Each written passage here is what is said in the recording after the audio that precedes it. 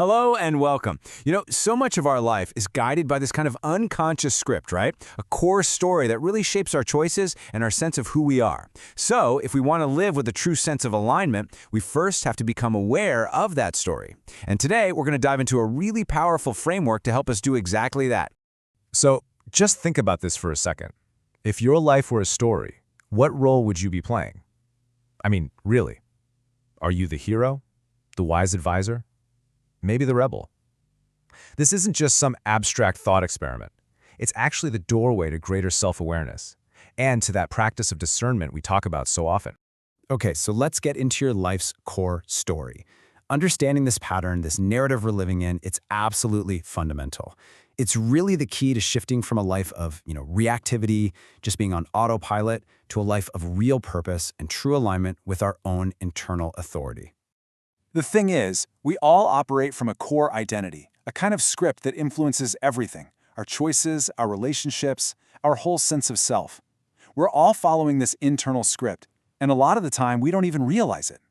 So, that very first step toward presence-driven living, it's simply becoming aware of that script. It's like finally getting to read the pages we've been acting out this whole time. So that begs the question, right?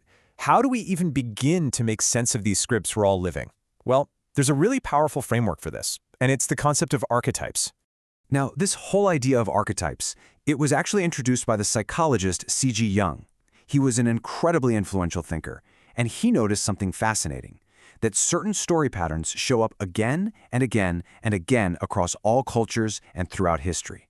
You see them in myths, in art, even in our own dreams. So what exactly is an archetype? Well, Jung's big idea was that these narrative patterns are universal. They exist inside the human psyche, in all of us. So you can think of an archetype as the core pattern, the foundational character, at the heart of your personality and your personal story. It's shaped by both who you are innately and, of course, by all your life experiences. There's a great way to think about this. It's like being cast in a movie, and you're playing the part. And what's wild is that our core archetype doesn't just describe our behavior, it can actually shape our reality. It can attract situations and people that fit the story we're living.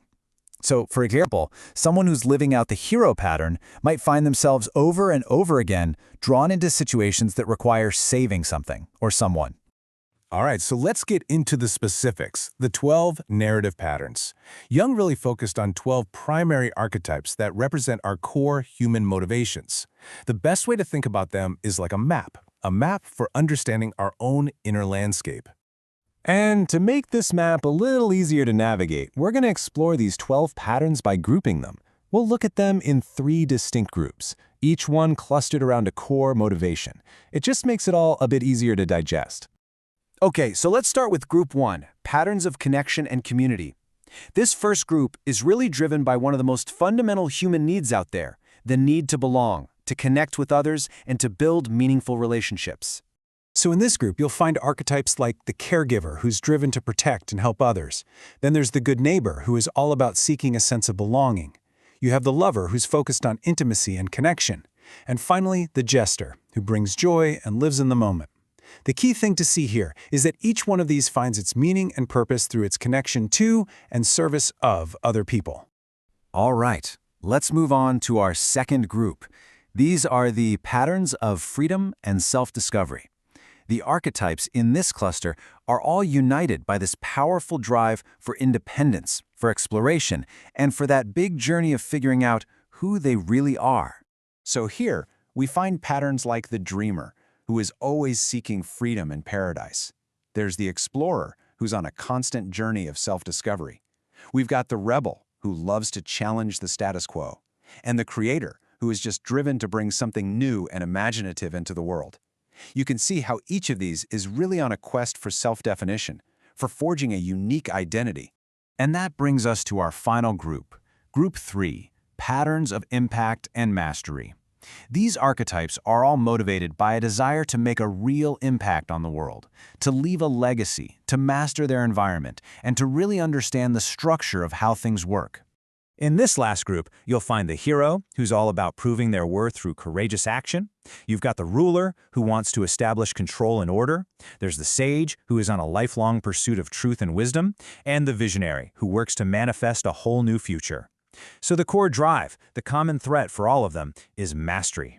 Mastery over themselves, their environment, and ultimately, their legacy. Now here's something that is absolutely crucial to understand. Your core archetype, it can change. It's not a life sentence. As you grow and evolve, as you have new experiences and learn new things, your dominant pattern can totally shift. I mean, think about it.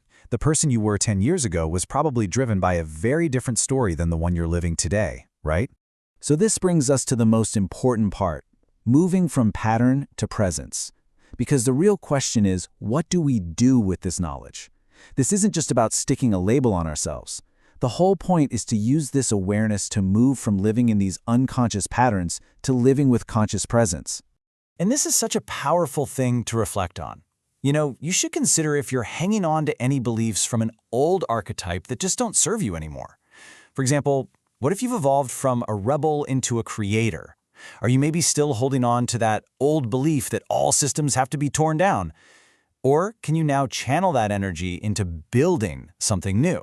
See, that is the real work of alignment. Because this awareness, this is the key. It's what allows you to move from reactivity to responsibility. And that shift is the absolute cornerstone of cultivating your internal authority. When you can see your pattern clearly, you can take responsibility for it. And instead of just reacting from that old, tired script, you can respond from a place of conscious choice. You get to become the author of your own story. So let me ask you directly, which narrative pattern feels most true for you right now? And, just as important, which one might you be outgrowing? Can you identify a pattern that maybe used to fit you like a glove, but now it just feels a little too small? Okay, let's make this really practical with a simple practice for alignment. It's just 3 steps. First, identify your dominant pattern today. Just name it. Second, notice. As you go about your day, just notice how this pattern shows up, how it influences your thoughts and actions, and try to do it without any judgment. And third, choose. Choose one small intentional action that really aligns with the story you want to be living right now. So, knowing your pattern, what story will you choose to write next?